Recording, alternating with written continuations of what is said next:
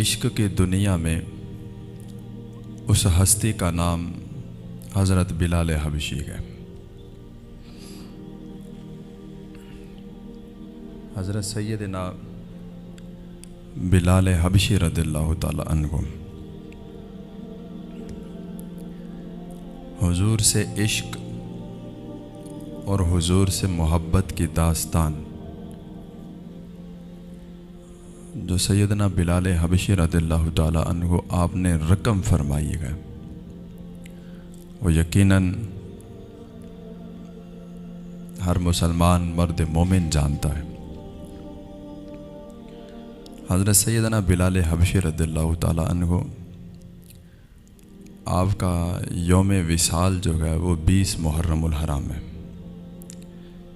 جس کی نسبت سے آپ رضی اللہ تعالی عنہ کا ذکر خیر کیا جائے گا۔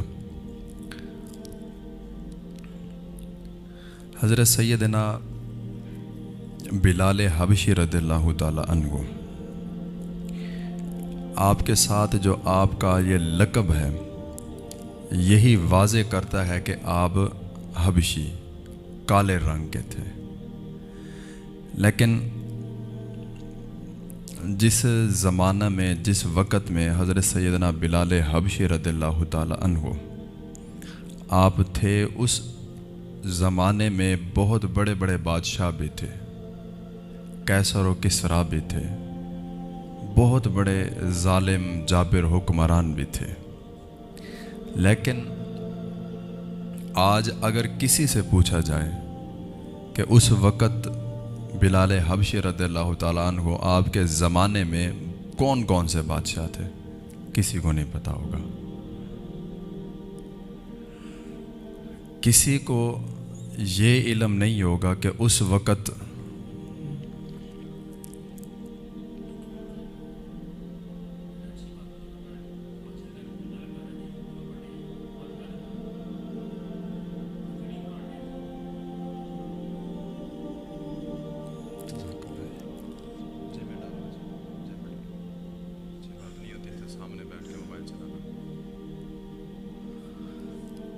تو حضرت سیدنا بلال حبشی رضی اللہ تعالی عنہ آپ نے حضور سے جو محبت کی، اس محبت کا جو آپ کو صلہ ملا وہ یہ ہے کہ آج جو بچہ مؤذن بنتا ہے، مسجد میں اذان دیتا ہے، تو اس کی زبان پہ ایک ہی لفظ ہوتا ہے کہ حضرت بلال حبشی رضی اللہ تعالی عنہ آپ بھی مؤذن تھے، جن کی سنت کو ادا کرتے ہوئے میں بھی مؤذن بن گیا۔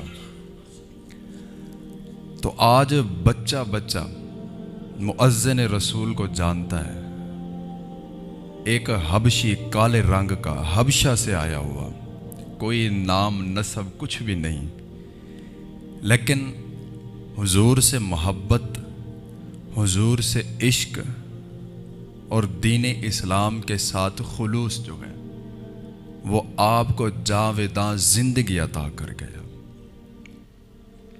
اور حضرت سیدنا بلال حبشی رضی اللہ تعالی عنہ آپ دین اسلام کے وہ پہلے مرد ہیں جنہوں نے ظلم اور جبر برداشت کیے، آپ پر ظلم کی انتہا کی گئی، آپ پہلے مرد مجاہد جن کے اوپر ظلم کی انتہا ہوئی۔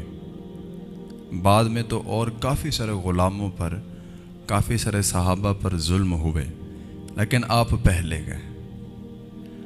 اور یہاں پر ایک بات عشق حقیقی سے جو ہمیں ملتی ہے، جو پیغام ہمیں ملتا ہے کہ یارو اگر اپنے آپ کو آقا کریم علیہ الصلاۃ والسلام کی ذات پر قربان کر دو گے تو ساری دنیا تمہارے گن گاتی رہے گی۔ اگر خود کو عشق مصطفیٰ میں بالکل ختم کر دو گے، تم تو اس دنیا سے چلے جاؤ گے، لیکن رہتی دنیا تک تمہارا نام باقی رہے گا۔ حضرت سیدنا بلال حبشی رضی اللہ تعالیٰ عنہ آپ نے بڑے ظلم اور ستم برداشت کیے۔ آپ نے جب آنکھ کھولی غلامی میں، جوان ہوئے تو بھی غلامی میں، لیکن جب آپ سے پوچھا گیا کہ ہاں جی بتائیں آپ دین اسلام سے متاثر کیسے ہوئے، آپ دین اسلام میں داخل ہوئے، آپ کو آقا کریم علیہ الصلاۃ والسلام سے عشق ہوا، یہ اصل وجہ کیا تھی؟ تو آپ نے آگے سے بتایا کہ حضور پاک علیہ الصلاۃ والسلام کا خلق عظیم اور دین اسلام کی یہ سب سے بڑی بہار کے غلاموں کو بھی عزت دی گئی۔ فتح مکہ کے موقع پر جب آقا کریم علیہ الصلاۃ والسلام اونٹنی پر بیٹھ کر مکہ میں داخل ہوئے تو جس اونٹنی پر آپ سوار تھے اس کے پیچھے ایک بچہ بھی سوار تھا، جس کو عربی میں ردیف بولا جاتا ہے، مطلب پیچھے سوار ہونے والا۔ تو لوگوں نے سمجھا شاید یہ آپ کا رشتہ دار ہے، لیکن وہ آپ کا رشتہ دار نہیں تھا، کوئی خونی رشتہ نہیں تھا۔ تاریخ یہ بتاتی ہے آپ علیہ الصلاۃ والسلام فتح مکہ کے وقت جب مکہ میں داخل ہوئے، اس وقت آپ کی اونٹنی کے پیچھے جو بچہ سوار تھا وہ کوئی اور نہیں، وہ ایک غلام کا بیٹا تھا۔ ذرا جی اس بات پہ ذرا، اس کی خوبصورتی پہ ذرا غور کریں کہ ایک فتح مکہ کے موقع پر اتنا خوشی کا وقت ہے اور آخر الزمان نبی، دو جہانوں کے سردار نبی، آپ جب وہاں پر داخل ہوئے تو ساتھ کوئی اور بندہ نہیں، ایک غلام کا بیٹا پیچھے بٹھا رکھا ہے۔ یہ خلق عظیم ہے، یہ اسوہ حسنہ ہے، یہ اسلام کا وہ درس ہے جس پر ہم نے عمل کرنا تھا کہ اسلام کتنا خوبصورت ایک دین ہے، وہ کتنا خوبصورت ایک راستہ ہمیں بتاتا ہے، وہ کیسے محبت اور پیار، الفت اور مودت کا درس دیتا ہے۔ حضرت سیدنا بلال حبشی رضی اللہ تعالی عنہ، آپ اسوہ حسنہ کی اس عشق اور محبت کی ایک لازوال داستان ہے۔ حضرت سیدنا بلال حبشی رضی اللہ تعالی عنہ، آپ نے دین اسلام کی خاطر جو ظلم برداشت کیے، ہم نے تو اس کے برابر ذرہ برابر بھی دیکھے بھی نہیں ہیں۔ برداشت کرنا تو دور کی بات، ہم نے دیکھے تک نہیں۔ یہ تاریخ میں ملتا ہے کہ حضرت سیدنا بلال حبشی رضی اللہ تعالیٰ عنہ جب آپ مسلمان ہوئے، جب آپ نے اسلام قبول کیا، تو آپ کا جو آقا تھا امیہ بن خلف، اس کو جب پتہ چلا کہ میرے غلام نے مجھ سے پوچھے بغیر اسلام قبول کر لیا، تو وہ آپ کے اوپر ظلم کی انتہا کرتا تھا۔ یہاں تک تھا کہ تپتی دھوپ میں، کڑک دار دھوپ میں، تپتی ریت پر آپ کو بنا کپڑوں کو لٹا کر، ریت، تپتی ریت، اس پر لٹا کر اوپر تپتے ہوئے پتھر رکھے جاتے تھے اور بولا جاتا تھا کہ تو ہمارے خداؤں کو مانتا ہے یا اس خدا کو مانتا ہے؟ تو آپ کی زبان سے ایک ہی لفظ جاری ہوتا تھا، میں محمد مصطفیٰ کے خدا کو مانتا ہوں، میں اس دین اسلام کو مانتا ہوں جس میں رنگ و نسل کا کوئی فرق نہیں ہے، میں اس دین اسلام کو مانتا ہوں جس میں چھوٹے بڑے کا فرق نہیں ہے، جس میں ذات پات نہیں ہے، رنگ و نسل نہیں ہے، جس میں غلاموں کو بھی عزت دی جاتی ہے۔ میں اس دین کو مانتا ہوں اور میں محمد مصطفیٰ کے خدا کو مانتا ہوں جو ایک خدا ہے اور وحدہ لا شریک ہے۔ اور تاریخ میں لکھا ہوا ملتا ہے کہ آپ کے اوپر جو ظلم اور ستم کیے گئے، اس کی انتہا یہ تھی کہ آپ کے جسم پر زخم بن گئے تھے، ایسے زخم جس میں سے خون نکلتا رہتا، ایسے زخم تھے۔ اور سیدنا صدیق اکبر رضی اللہ تعالیٰ عنہ کو آپ نے جب دیکھا نا کہ ایک کالے رنگ کا غلام گیا، گلے میں رسی ڈال رکھی گیا، اور چھوٹے چھوٹے بچے جو گئے بڑی بے رحمی کے ساتھ اس کو کھینچ رہے ہیں، وہ غلام گئے، وہ کیا کر سکتا ہے؟ تو آواز ایک ہی نکلتی تھی، احد احد احد، کہ میرا خدا وحدہ لا شریک ہے، میں اس خدا کو چھوڑ نہیں سکتا، میں اس خدا کو مانتا ہوں جس کو نہ کسی نے پیدا کیا نہ اس نے کسی کو جنا، میں اس خدا کو مانتا ہوں، اور جس خدا کو تم مانتے ہو، جس خدا کو تم پوجتے ہو، تم تو اپنے ہاتھوں سے بنا کے بیٹھے ہو، میں اس خدا کو نہیں مانتا۔ تو سیدنا صدیق اکبر رضی اللہ تعالیٰ عنہ کو آپ نے جب یہ جذبہ دیکھا، جب یہ عشق دیکھا، تو آپ کے آقا کے پاس گیا اور جا کر کہنے لگے کیا یہ غلام بیچو گے؟ کہنے لگے ہاں، 200 درہم میں یہ غلام میں بیچوں گا۔ تو سیدنا صدیق اکبر رضی اللہ تعالیٰ عنہ آپ نے حضرت سیدنا بلال حبشی رضی اللہ تعالیٰ عنہ آپ کو 200 درہم میں خرید کر آزاد کروایا تھا، اور حضور پاک علیہ الصلوۃ والسلام کی بارگاہ میں پیش کیا تھا کہ یا رسول اللہ غلام حاضر ہے، اس کا عشق ہے، سبحان اللہ۔ اور یہ سب کچھ حضور پاک علیہ الصلوۃ والسلام کے اسوہ حسنہ کو دیکھ کر ہوا تھا۔ کسی نے پوچھا تھا کہ آپ نے دین اسلام کیوں قبول کیا، آپ اسلام میں داخل کیسے ہوئے؟ عموماً یہ ہوتا ہے کوئی بندہ کسی سے متاثر ہو کر اس کی تعلیمات پر عمل کرتا ہے۔ مسلمان ہیں، ان کے اسلام کو دیکھ کر، ان کی دین کی خوبصورتی کو دیکھ کر غیر مسلم کلمہ پڑھ کے مسلمان ہو جاتے ہیں۔ آپ نے یہ لفظ سنے ہوں گے کہ غیر مسلم اسلام سے متاثر ہو کر مسلمان ہو گیا، خوبصورتی اسلام کے دیکھ کر متاثر ہوا اور مسلمان ہو گیا۔ تو آپ سے بھی پوچھا گیا کہ آپ کس چیز سے متاثر ہوئے کہ آپ نے اسلام قبول کیا؟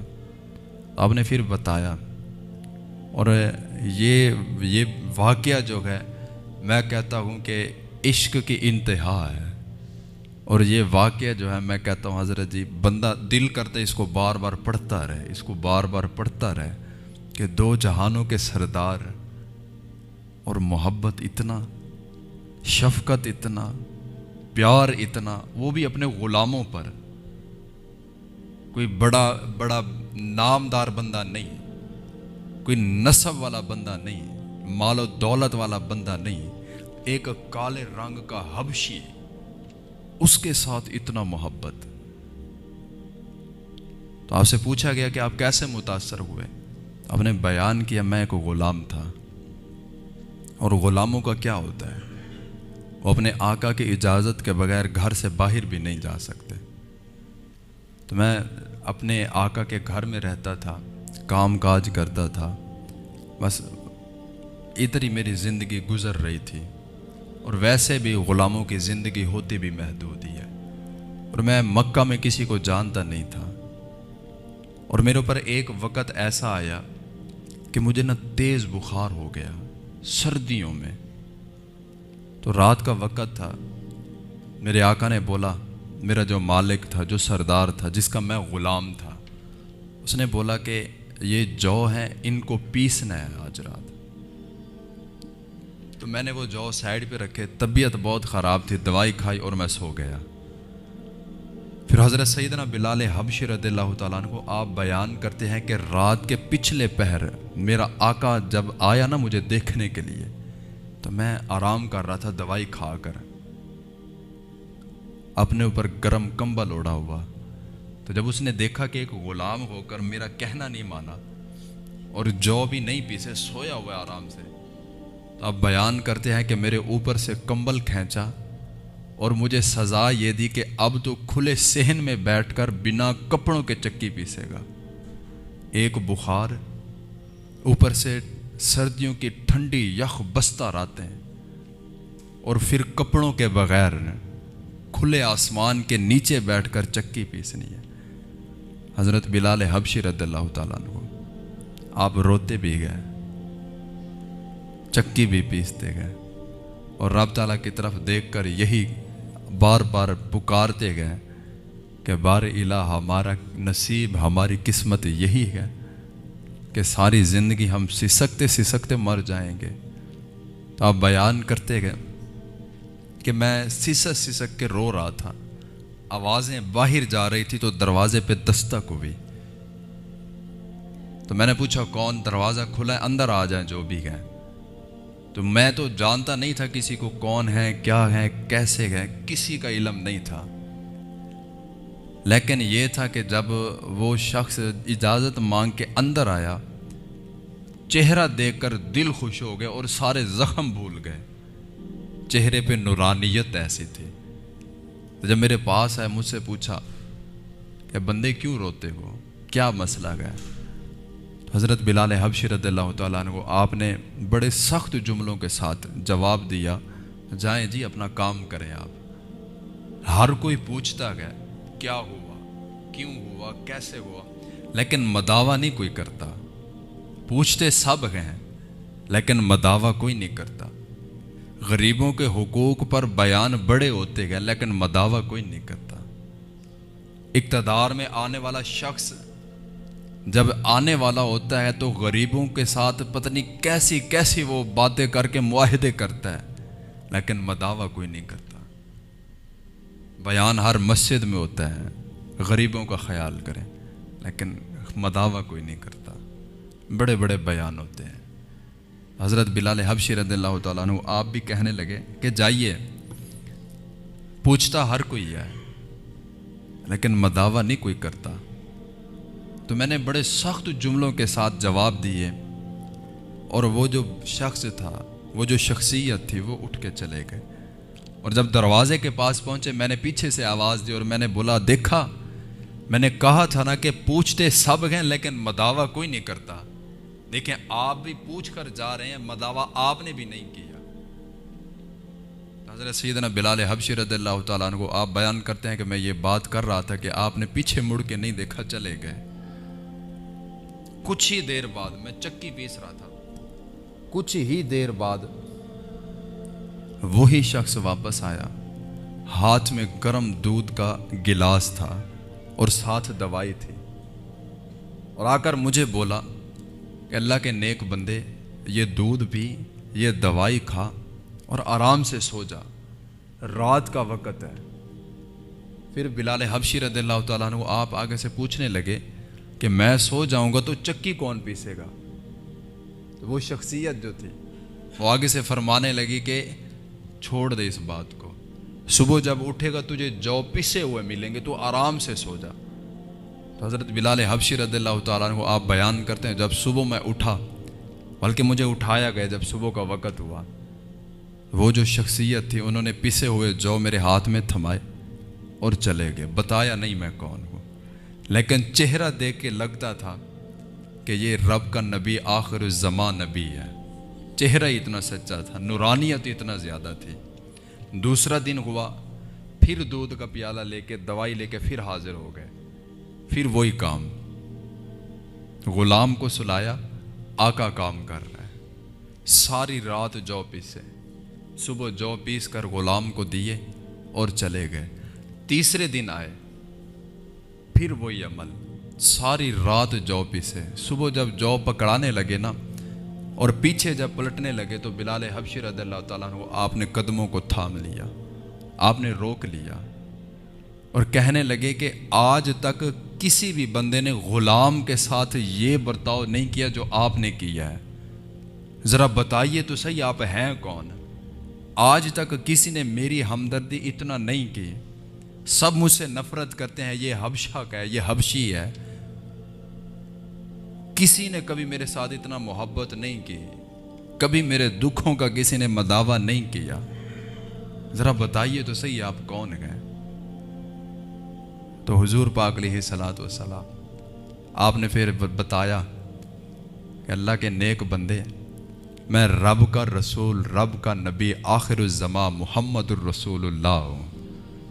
تو پھر حضرت بلال حبشی رضی اللہ تعالیٰ عنہ آپ پھر آگے سے عرض کرتے ہیں یا رسول اللہ اگر اب رب کے آخر الزمان نبی ہیں تو مجھے تنہا نہ چھوڑ کر جائیں، مجھے بھی کلمہ پڑھائیں اس اسلام میں، مجھے بھی داخل کر لیں۔ اتنا پیارا اسلام، اتنا پیارا دین کے غلاموں کے ساتھ اتنا محبت ہے، جس کا کوئی رنگ و نسب نہیں ہے، کوئی نسل نہیں، کچھ بھی نہیں، کوئی مقام اور مرتبہ بھی نہیں، ان کے ساتھ اتنا محبت، اتنا پیارا دین، اتنا پیارا اسلام۔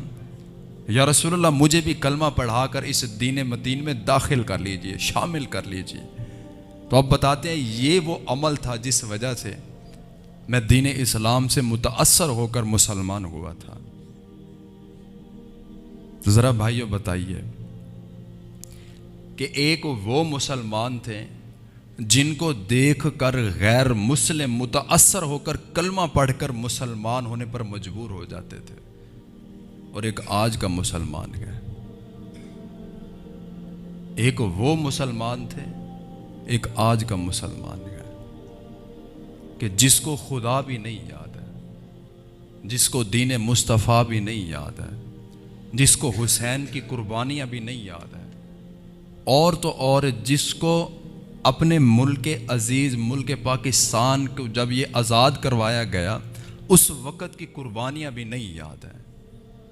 آج کا مسلمان وہ مسلمان بن گیا جس کو غیر مسلم تو کیا اپنا ساتھ والا ہمسایہ بھی دیکھ کر کہتا ہے کہ رب تعالیٰ اس کے شر سے مجھے محفوظ فرما لے۔ آج کا مسلمان یہ ہو چکا۔ ایک وہ مسلمان تھے کہ جن کا اسوہ حسنہ یہ تھا کہ غیر مسلم دیکھ کر مسلمان ہو جاتے تھے، اور ایک آج کا مسلمان ہے کہ مسلمان ہی مسلمان سے محفوظ نہیں ہے۔ ابھی یہ محرم کا مہینہ چل رہا ہے، ختم نہیں ہوا ابھی، یہ محرم کا مہینہ گیا ابھی تازہ تازہ گزر رہا ہے۔ ہر بندہ جانتا ہے اس مہینے میں کیا ہوا۔ ابھی پیر والے دن 14 اگست ہے، حشر آپ نے دیکھنا کہ کیا ہوتا ہے۔ یہ مسلمان امام حسین کا ذکر سن کر 14 اگست کو اپنے مسلمان ہونے کا ثبوت دیں گے، اپنے پاکستانی ہونے کا ثبوت دیں گے کہ ہم پاکستان کے ہیں۔ بھائیو 14 اگست جو ہے وہ باجے بجانے کے لیے نہیں ہے، 14 اگست باہر گھومنے پھرنے کے لیے نہیں ہے، 14 اگست یہ نہیں ہے کہ موٹر سائیکلوں کے آپ عجیب سے سائلنسر لگوا کے لوگوں کو پریشان کرتے پھریں۔ 14 اگست کا مطلب یہ نہیں ہے کہ روڈوں پر نکل کر آپ مسلمان بھائیوں کی عزتوں کو پامال کریں۔ 14 اگست یہ نہیں ہے۔ ذرا تاریخ تو اٹھا کر دیکھو کہ 14 اگست ہوا کیا تھا، پاکستان آزاد کیسے ہوا تھا۔ تم آزادی کی خوشی یہ مناتے ہو؟ محترم، جب ملک پاکستان آزاد ہونے لگا تھا، تاریخ گواہ ہے کہ 70,000 مسلمان عورتوں کی عزتوں کو لوٹا گیا تھا۔ علماء کرام کو توپوں کے منہ کے سامنے باندھ کر گولے چلائے گئے تھے، پیچھے سے سروں کو کاٹا گیا تھا، تذلیل کی گئی تھی۔ مسلمان عورتیں ہندوؤں کی، سکھوں کے بچے پیدا کر رہی تھی، اور دیواروں کے ٹیک لگا لگا کر رو رو کر کہتی تھی کہ کوئی محمد بن قاسم آئے گا، کوئی محمد بن قاسم آئے گا، کوئی صلاح الدین ایوبی آئے گا جو ہمیں چھڑوا کر لے جائے۔ کئی ہزار عورتوں نے اپنی عزتوں کو بچانے کے لیے کنووں میں چھلانگیں لگائی تھی، خودکشیاں کی تھی۔ یہ ملک پاکستان تب جا کے بنا تھا۔ 14 اگست کو بجائے اس کے کہ ہم پاکستان کو سبز کریں، ہمیں چاہیے کہ روڈ کے اوپر نا دوپٹے لٹکا کے نوجوان نسل کو یہ پیغام دیں کہ اس دن کو حاصل کرنے کے لیے، اس ملک پاکستان کو حاصل کرنے کے لیے ہماری مسلمان بہنوں نے اپنی عزتوں کے بھی نذرانے پیش کیے تھے۔ 10,000 عورتوں کی عزتیں لوٹی گئی، کئی ہزار عورتوں نے خودکشیاں کی، سینکڑوں کی تعداد میں علماء کرام کو شہید کیا گیا، تب جا کے یہ ملک پاکستان بنا۔ آپ مجھے بتائیں، جب یہ ملک پاکستان بنایا گیا تھا، اسلامی ممالک اور نہیں تھے، مسلمان کسی اور کنٹری میں نہیں تھے، ہر جگہ تھے۔ یہ نماز کے لیے نہیں بنایا گیا. نماز تو انڈیا میں بھی ہو رہی ہے, نماز تو عرب میں بھی ہو رہی ہے, ہر جگہ پہ نماز ہوتی ہے. قرآن پڑھنے کے لیے بھی نہیں بنایا گیا.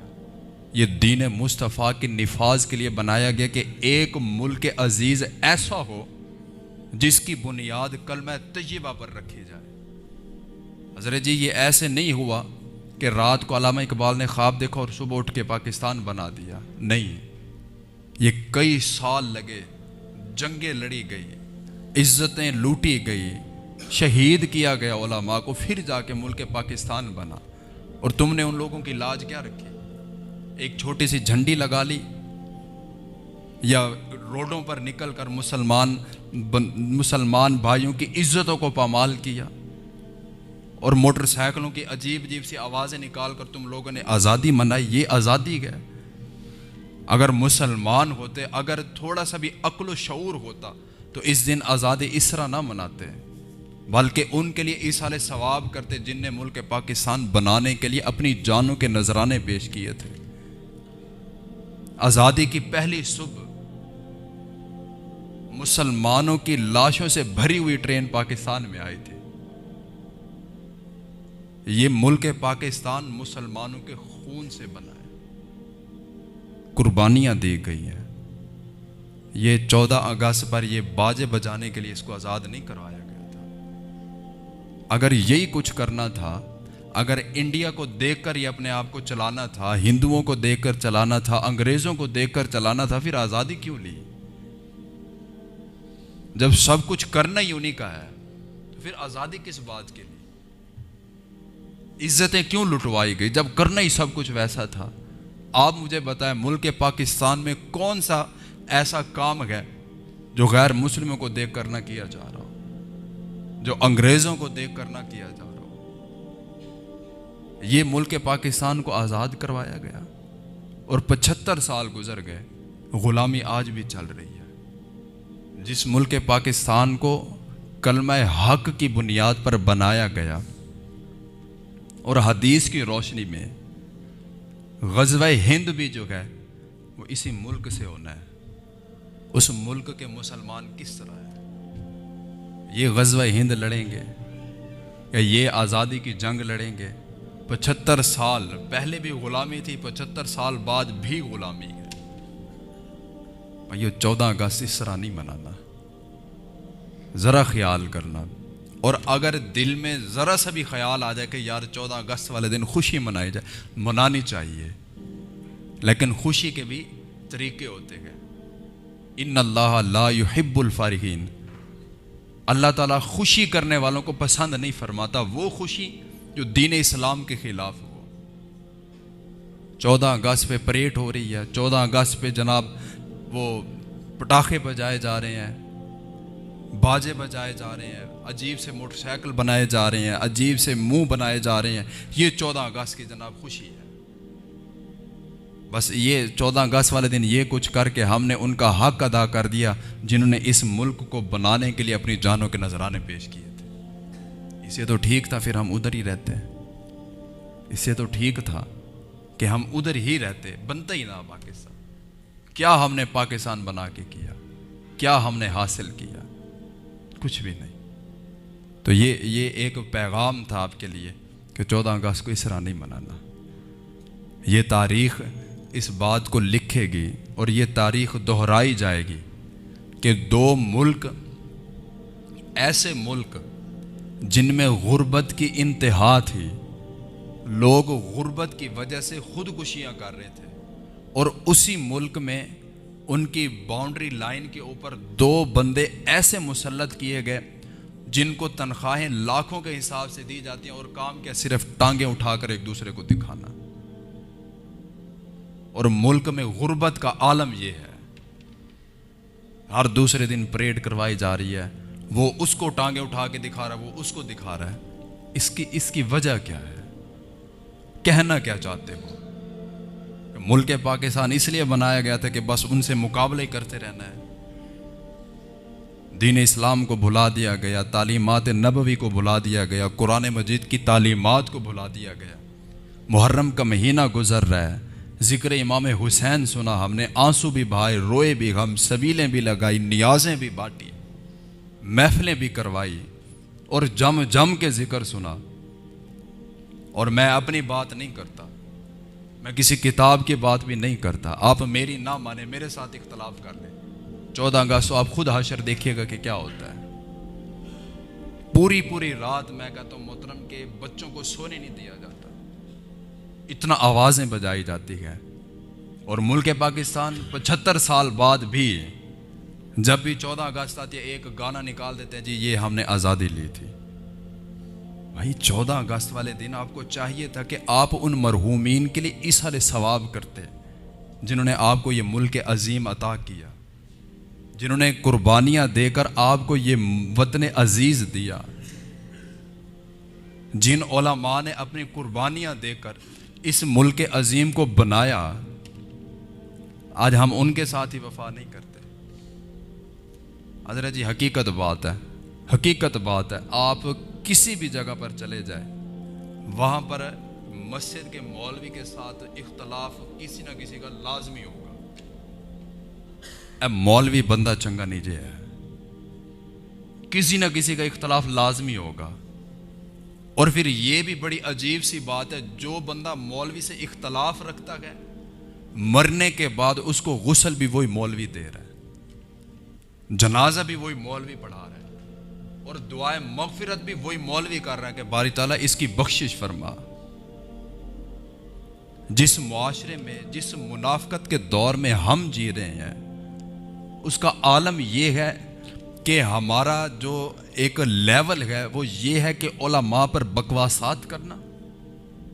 جس نے دستار رکھی ہوئی ہے، جس نے داڑھی رکھی ہوئی ہے، ہماری نظروں میں اس کی عزت ذرہ برابر بھی نہیں ہے، اور جب ہم مر جائیں گے وہی مولوی ہمارے کام آئے گا، وہی جنازہ پڑھائے گا، وہی غسل دے گا، وہی کفن دے گا، وہی قبر میں دفنا کے آئے گا، وہی ایصال ثواب کی دعائیں کرے گا، سب کچھ وہی کرے گا۔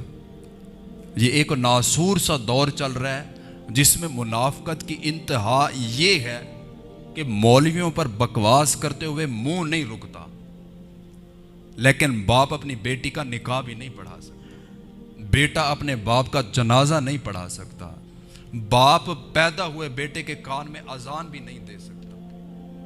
اور کیا کہنا ہے، یہ مسلمان، یہ امام حسین کا ذکر سننے والے دیکھ کر قرآن مجید بھی پڑھنا نہیں آتا۔ ہم اس منافقت کے دور میں جی رہے ہیں۔ ہمیں یہ نہیں سوچنا چاہیے، ہمیں یہ نہیں دیکھنا چاہیے، ذرا غور نہیں کرنا چاہیے کہ ہم کس دور میں جی رہے ہیں۔ کیا ہماری زندگی کا مقصد یہ ہے جس طرح ہم اپنی زندگی گزار رہے ہیں؟ یہ مقصد نہیں ہے۔ ملک پاکستان کو آزاد کروانے کا مقصد یہ نہیں تھا۔ ہمیں اگر مسلمان کے گھر میں پیدا کیا گیا تو مقصد یہ نہیں تھا۔ اگر ہم مسلمان کے گھر میں پیدا ہوئے، دین اسلام کی تبلیغ جس گھر میں ہوتی ہے، جس گھر میں قرآن مجید جیسی معطر کتاب موجود ہو، تو ہم فیشن کریں وہ غیر مسلموں والے، ہم انداز بھی انہی کے اپنائیں، ہم پیچھے بھی انہی کے چلیں، کوئی بھی نیا فیشن آئے سب سے پہلے پاکستان میں اس کی رونمائی ہو، اور ہمارے نوجوان بھائی جو ہے نا ان کے پیچھے پیچھے جا رہے ہو، دکھ نہیں ہوتا؟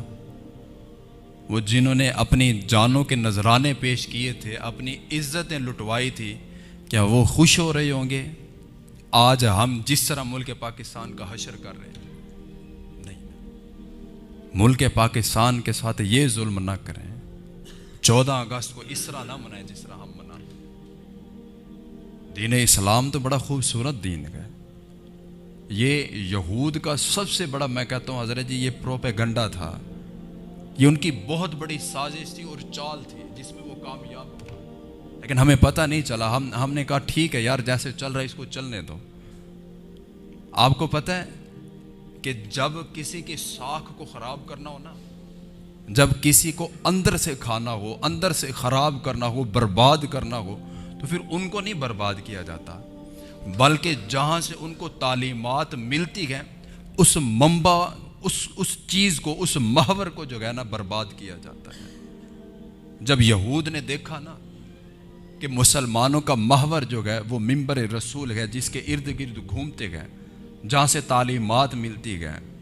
ایک بندہ ہے جو ایک آواز لگاتا ہے، سارے سر خم ہو کر پیچھے کھڑے ہو جاتے گئے. ایک آواز لگاتا ہے، سب اس کے پیچھے لبیک کہتے گئے. انہوں نے کیا کیا؟ ہمیں کچھ نہیں کیا. ہماری نظروں میں ہمارے علماء کی عزت کو بالکل مٹی میں ملا دیا، زیرو برابر کر دیا.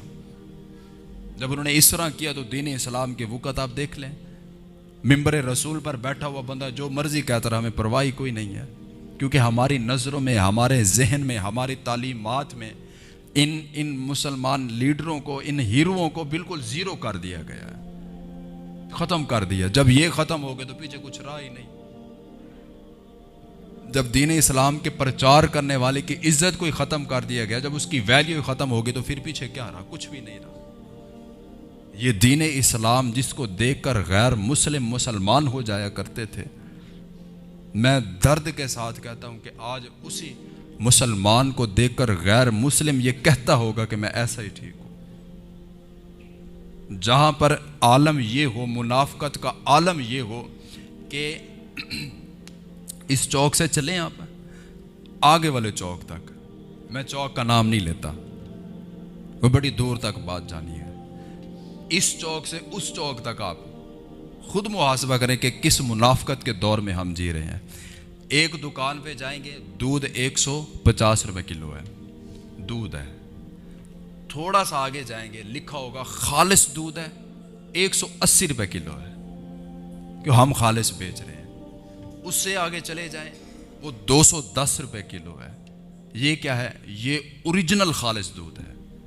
اس سے آگے چلے جائیں، یہ بالکل ایک جانور کا دودھ ہے، یہ 230 روپے کلو ہے. اب میرا سوال یہ ہے، جو پہلے نمبر پر جو 150 میں کلو دودھ بیچ رہا ہے وہ دودھ نہیں ہے؟ یا اس سے آگے جو خالص کا رٹا لگا کے بیٹھا ہوا ہے وہ کیا ہے؟ یا اس سے آگے چلے جاؤ وہ کیا ہے؟ اس سے آگے چلے جاؤ یہ کیا ہے؟ کہ حضرت جی اس دور کی منافقت کا عالم یہ نہیں ہے ہمیں دوائی لینے کے لیے دوسرے شہر جانا پڑتا ہے، خالص چیز ڈھونڈنے کے لیے ہمیں کسی اور جگہ جانا پڑتا ہے. ہمارے پاس کوئی چیز ہے ہی نہیں خالص، جہاں پر ہمیں یہ بتایا گیا کہ بھائی ملاوٹ کرنے والا ہم میں سے نہیں. حرام کا ایک لقمہ کھانے سے 40 دن اس بندے کی عبادت، اس کی دعائیں، اس کی ریاضت کچھ بھی قبول نہیں ہوتی. اور یہاں پر تو حضرت جی صبح سے شام حرام ہی چل رہا ہے. پھر حالات کہاں سے ٹھیک ہوں گے؟ پھر دین اسلام کو دیکھ کر غیر مسلم کیسے مسلمان ہوں گے؟ کیسے کلمہ پڑھیں گے جب ہماری حالت ہی یہ ہے؟ جب ہمیں دیکھ کر غیر مسلم کہتے ہیں بھائی وہ تو اپنے اندر ہی پڑے ہوئے، انہوں نے ہمیں کیا کرنا ہے؟ جب ہم اپنے اندر ہی محدود ہو گئے، ہم نے کشمیر کو کیسے آزاد کروانا ہے؟ ڈاکٹر عافیہ صدیقی کو کیسے ہم نے آزاد کروانا ہے؟ جب ہم اپنے اندر ہی محدود ہو گئے ہیں، اپنے اندر ہی ہم بس اپنے تک محدود رہ گئے. یہ منافقانہ دور ایسا ہے، جب سیاست کی بات آئے ہر بندہ سیاست دان گئے، جب کوئی بندہ مریض ہو تو سارے ڈاکٹر گئے، جو بھی چیز سامنے آ جائے ہر بندہ جو ہے نا اس پر جو ہے نا تجزیہ نگار بن جاتا ہے. ہم نے یہ بیڑا اٹھا رکھا ہے کہ ہم نے دوسروں کی اصلاح کرنی ہے، اپنی نہیں کرنی. خود کو نہیں دیکھنا کہ ہم کس لیول پہ ہیں، ہم کس موڑ پہ کھڑے ہوئے ہیں، ہم کس راستے پہ چل رہے ہیں. اپنی نہیں اصلاح کرنی، اوروں کی اصلاح کرنی ہے. تو خیر موضوع میرا کسی اور طرف چلا گیا. اسلام کی خوبصورتی جس کو دیکھ کر غیر مسلم بھی مسلمان ہو جایا کرتے تھے، اس اسلام کی خوبصورتی کو ہم نے بھلا دیا ہے. اس اسلام کو ہم نے اپنے پس پشت ڈال دیا ہے. اور حضرت سیدنا بلال حبشی رضی اللہ تعالیٰ عنہ کو آپ کے عشق اور محبت نے ہمیں یہ پیغام دیا کہ بھائیو، اگر آقا کریم علیہ الصلاۃ والسلام کی ذات پر خود کو فنا کر دو گے، خود کو ختم کر دو گے، تو ایک وقت یہ ہے کہ آپ اپنے آقا کا جوتا اٹھا کر رکھتے ہیں نا سائیڈ پہ دھوپ سے بچانے کے لیے، تو آقا مارتا ہے، سردار مارتا ہے کہ تو نے میرے جوتے کو ہاتھ کیسے لگایا.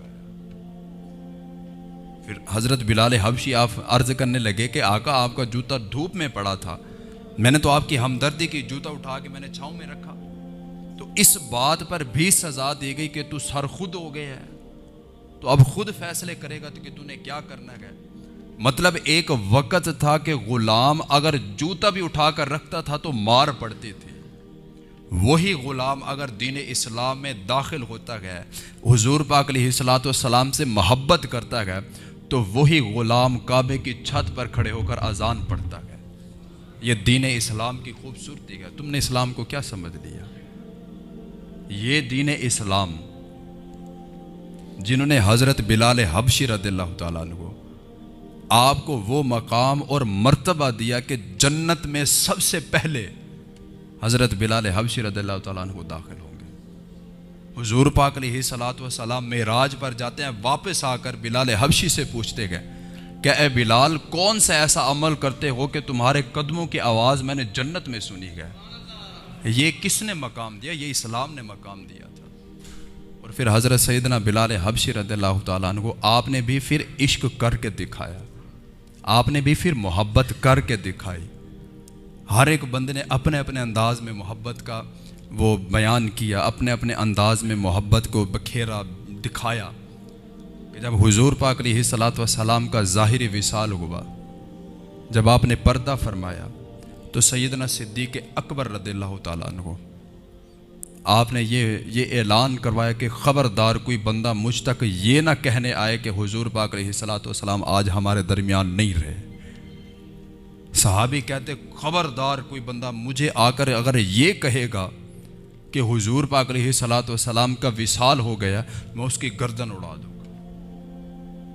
ایک صحابی جن کو پتہ چلا، کھیتی باڑی کر رہے تھے، پتہ چلا کہ حضور پاک علیہ الصلوۃ والسلام کا وصال ظاہری ہو گیا، دعا کرتا ہے کہ باری تعالیٰ یہ آنکھیں دیدار مصطفیٰ کے لیے تھی، جب وہ ذات ہی نہیں رہی تو باری تعالیٰ یہ آنکھیں ہی لے لے۔ رب تعالیٰ نے آنکھیں لے لی، لیکن وہاں پر بلال حبشی رضی اللہ تعالیٰ عنہ خاموش ہو کر گوشہ نشین ہو گئے، کسی سے کوئی بات نہیں کی۔ مدینہ چھوڑ کر جانے لگے تو صحابہ کرام نے روکا، صدیق اکبر نے روکا کہ آپ نہ جائیں ہمیں چھوڑ کر۔ حضرت بلال حبشی رضی اللہ تعالیٰ عنہ آپ نے صرف اور صرف ایک بات کی کہ اے صدیق اکبر، اگر آپ نے مجھے اپنی ذات کے لیے خریدا تھا تو مجھے روک لیں، اگر مصطفیٰ کریم علیہ الصلوۃ والسلام کی ذات کے لیے خریدا تھا تو مجھے روکنا نہیں۔ ان گلیوں میں اب بلال کا دل نہیں لگتا جن میں حضور پاک علیہ الصلوۃ والسلام کے ساتھ ساتھ میں چلا کرتا تھا، اس میں آج میرا دل نہیں لگے گا۔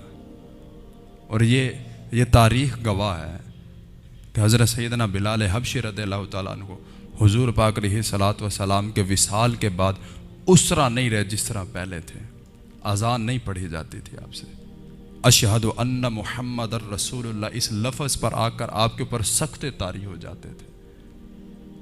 اور یہ بھی تاریخ گواہ ہے کہ جب حضور پاک علیہ الصلوۃ والسلام کا ظاہری وصال ہوا، اس کے بعد سیدنا بلال حبشی رضی اللہ تعالیٰ عنہ آپ کبھی مسکرائے نہیں، آپ نے کبھی نیا لباس نہیں پہنا۔ المختصر 20 محرم کے دن جب آپ کا وصال کا وقت قریب آیا تو آپ خوش ہو گئے، نیا لباس پہنا، خوشبو لگائی، اپنے آپ کو بنایا سنوارا۔ تو بچوں نے پوچھا کہ بابا یہ کیا ہے؟ کہنے لگے تمہیں نہیں پتا، آج میں اپنے محبوب سے ملوں گا، آج حضور پاک علیہ الصلوۃ والسلام سے ملاقات کا دن ہے، اس لیے میں خود کو سنوار رہا ہوں۔ عاشق کی تو موت جو ہوتی ہے وہ تو اس کے لیے خوشخبری ہوتی ہے کہ میں نے اپنے محبوب سے جا کے ملنا ہے۔ تو زندگی اس طرح گزارے، اور جو بھی بندہ مسجد میں اذان پڑھے، اس طرح اذان پڑھے کہ میں مسجد کا مؤذن ہوں، یہ بھی پیغام گیا ہے۔ قیامت والے دن اس بندے کو حضرت سیدنا بلال حبشی رضی اللہ تعالیٰ عنہ کے ساتھ اٹھایا جائے گا کہ جب مؤذن کی آواز لگے گی، جتنا بھی مؤذن ہوں گے سارے کے سارے کھڑے ہو جائیں گے، اور سارے حضرت سیدنا بلال حبشی کے ساتھ جنت میں جائیں گے۔ یہ مؤذن کی شان ہے، مؤذن کوئی چھوٹا لفظ نہیں ہے۔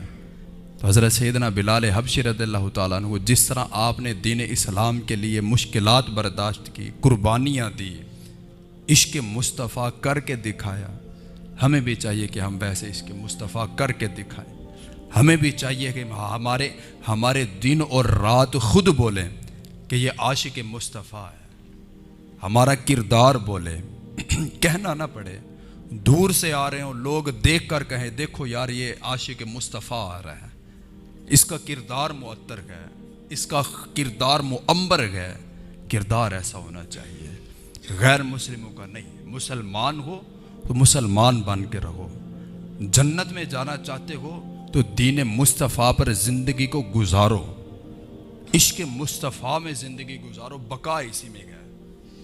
یہ دین اسلام غلاموں کو اتنا عزت بخش دیتا ہے، ہمیں بھی وہ عزت ملے گی اگر ہم اس کے ساتھ مخلص ہو جائیں گے۔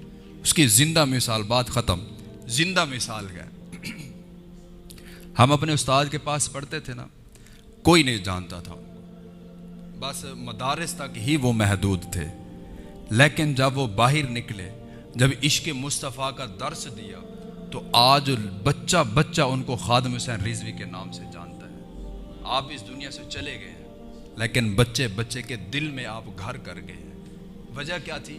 عشق مصطفیٰ، عشق مصطفیٰ کی شمع جلا کر جئیں، انشاءاللہ موت جو ہے وہ خوبصورت طریقے سے آئے گی۔ رب تعالی ہم سب کو دین متین کی خوبصورتی عطا فرمائے، آمین۔ وما علیہ الا البلاغ المبین، سنت عطا فرمائے۔